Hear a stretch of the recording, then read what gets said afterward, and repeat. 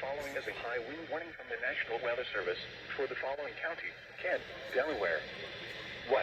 West winds 20 to 30 miles per hour with gusts up to 60 miles per hour expected. Where? In Delaware, Kent and inland Sussex counties. In Maryland, Caroline, Kent, Maryland, Queen Anne's, and Talbot counties. When? From 10 a.m. Sunday to 6 p.m. Monday. Impacts: damaging winds will blow down trees and power lines. Widespread power outages are expected.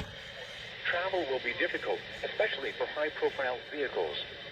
Remain in the lower levels of your home during the windstorm and avoid windows. Watch for falling debris and tree limbs. Use caution if you must drive.